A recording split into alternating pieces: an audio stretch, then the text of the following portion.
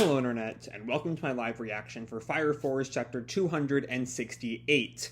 When we last left our heroes, Dragon had dragged Arthur up to the moon, where the battle just kind of continued, until Arthur all of a sudden realized that he should not be able to breathe in space, and thus lost the ability to breathe in space, due to how his powers of perception are working. I'm assuming, again, this is all a thin layer of subtext, but I'm pretty sure I'm very much on the money on this. Anyway, Arthur nearly suffocates until he puts on the ring that Vulcan gave him way back during the Excalibur arc. And by RPG powers, Arthur has decided the ring will help him breathe in space. And so now he can breathe in space. And so the fight begins anew. So let's jump right on in to Chapter 268. Our first page here, it's not even really a cover page, but it just kind of continues the RPG text from last time. Arthur equipped the star ring. We have an image of Dragon, and then Dragon appeared. It's not the end, Night King. There could be no finer archenemy, and now it's time for phase 2 of the boss fight. And we see here, on the actual cover page, Arthur, standing atop the text of Arthur equipped the star ring. Like I noted last time, that it did have a bit of a three-dimensional quality when we saw it from an angle. But we see Arthur actually standing on it to stand over Dragon. The Earth hangs in the balance, but the battle continues on the lonely moon. Chapter 268, The Night King's Battle Armor. And so we have Arthur kind of monologuing. Thanks to the power of the star ring, I can keep fighting, even out in space. But Dragon counters, just because you can breathe now, it won't be enough to take me down. But Arthur looks at him. You assume that's all the ring can do. And Dragon is a little confused by that. And Arthur starts to fade away. Through this ring, I can turn the thoughts of Earth's people into power. And Dragon says, looks like you finally grasped Adola, eh? Which confirms what I've been saying for the past 5 or 6 chapters. Arthur is deeply connected to Adola more than anyone else. And the star ring, at least in Arthur's own mind, is what's giving him the power to fully tap into everyone else's thoughts rather than just his own. So okay, and we get this snap. Okay, so let me take a look at this. This is just a full-page image of Arthur grasping Excalibur, and we see the image of stars coming from the star ring. His cloak is kind of burning up on the top. The part that was seemingly fading away is now alight. It's also just a really cool fucking image. Not gonna lie. And so Arthur just says, I haven't even gotten started yet. And Dragon rushes him. Then let's start. And Dragon swipes up at him, I think taking out a bit of the letter Arthur... Yeah, we see the T in Arthur is kind of crumbling. As Dragon then just slashes at Arthur again and again. Arthur kind of deflects. Dragon now standing on the A of Arthur kind of blocks as Arthur goes for a slash on him. And Dragon isn't too singed. Arthur is a little burned, it looks like. But the two of them go at it. The letters all just go flying in the clash. Dragon says, let's keep this going until the world burns to ash. But Arthur stops him. It's not gonna burn. I'll make you find hope in my strength. And Dragon goes on the attack. You think too highly of yourself. And Dragon just palms Arthur. Arthur gets sent flying. He hits the ground. The ground kind of cracks around him. But Arthur picks himself up, a little bruised and battered, but still standing. And just kind of smiles at him. As long as I still stand, it is no boast. You should be glad I'm here, Dragon. And Dragon looks at him. I only want to see you despair. I'm going to crush you. And now, for the first time in 5 or 6 chapters, we leave the Arthur-Dragon fight to check in on Asakusa, which I don't think we've seen since Since Beni versus Hibachi, I think?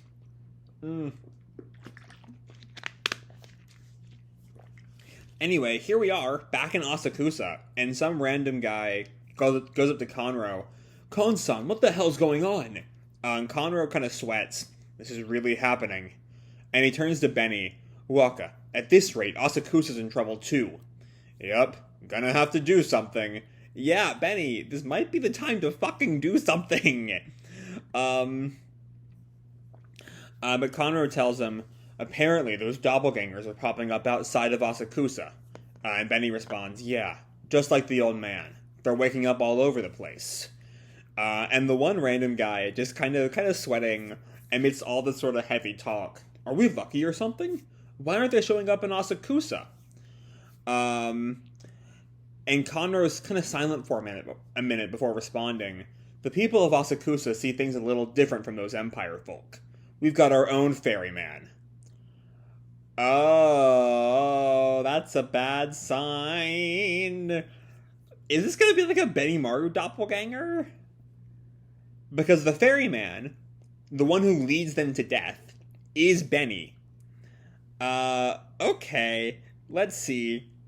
And everyone's kind of silent for a minute before the guy responds, wait, Kon-san, what are you saying? Conro pauses before turning to Beni. Beni, I hope you're ready for this. And Benimaru grins. Interesting. The version of me that all you Asakusa boys imagine. My doppelganger is coming to town. Oh boy. Oh, I'm excited for that.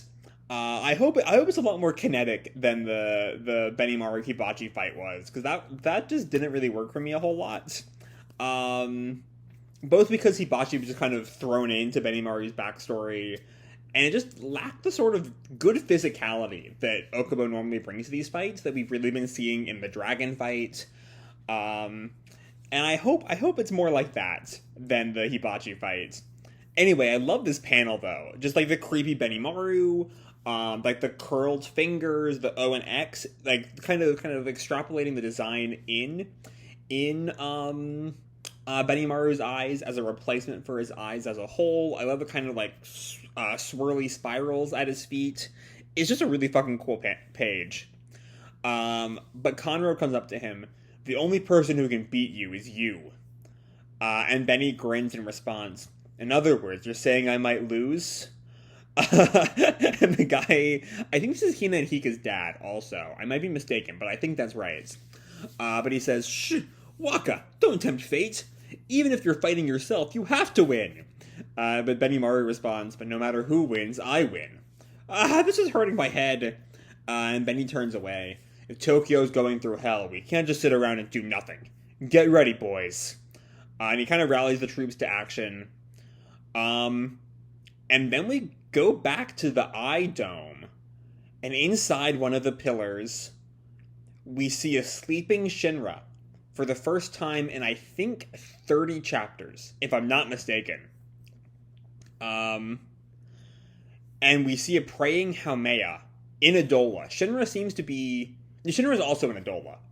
The pillar is just also simultaneously in the real world and Adola. I guess that has something to do with the blurring between the two dimensions. We see Haumea, though, who is not attached to a pillar in Adola, just kneeling before the Evangelist. In a world filled with despair, the blade of hope fights on. But what prayers are offered up in Adola? To be continued, chapter 269, Names Carved in Stone.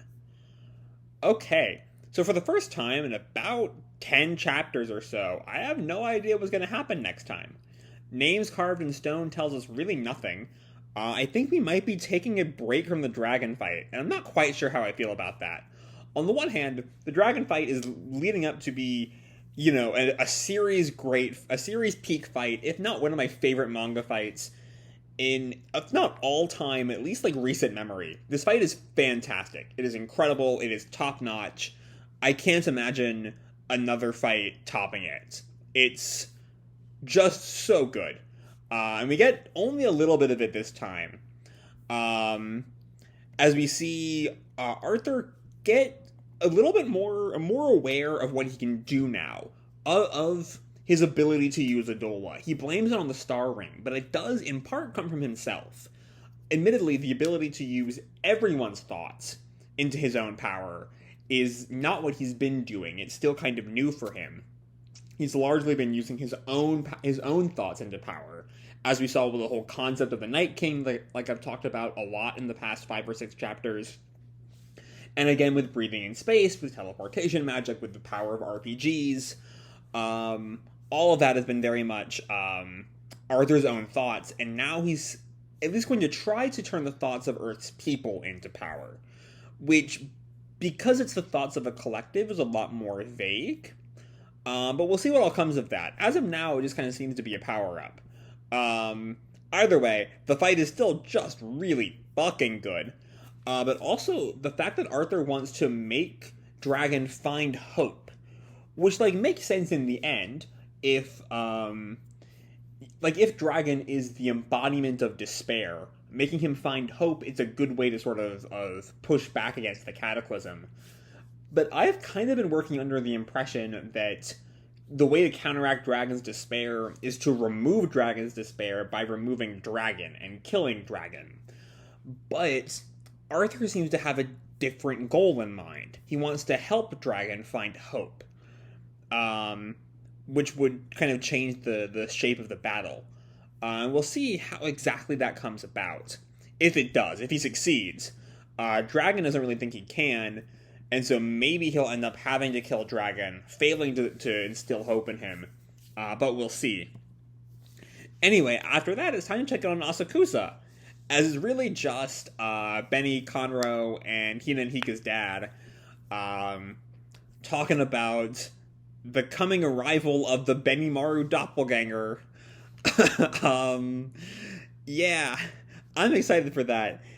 Longtime viewers know I'm a big fucking Benimaru fan. I think Benimaru's debut is the point where Fire Force kind of shakes off the doldrums of the Company 5 and Company 1 arcs, which I think are both pretty weak, and only starts to become the incredible manga it ends up being. And really, anything that's more Benimaru is already at a huge advantage in the terms of me liking it. And double Benimaru is just double that. So that's going to be a lot of fun when that inevitably comes. Then the chapter ends with these last 2 pages of Shinra and Haumea. And there are no words in these pages, just... I think the real thing to note here is that Shinra is in the pillar and Haumea is out of it. Despite the fact they're both supposed to be the pillars. And so I don't know if that means anything. It might just be that Haumea has been the more loyal servant of the Evangelist, so she can, trust her a little more.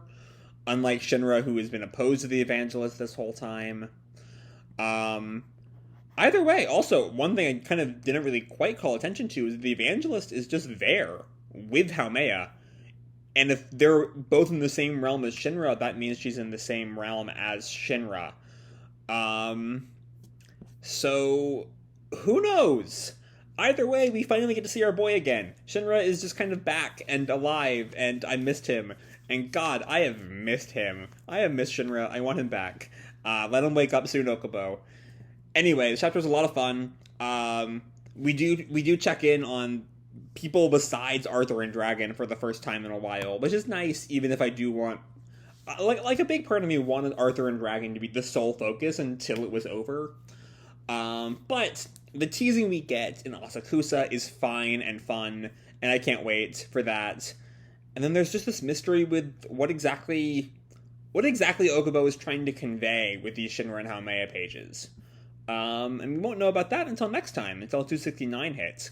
So I think I'm going to leave this video off here. Hope you all enjoyed the chapter and the video itself. If you did, feel free to drop me a like or subscribe, do whatever makes you happy, And remember, your life is your own, okay? Bye!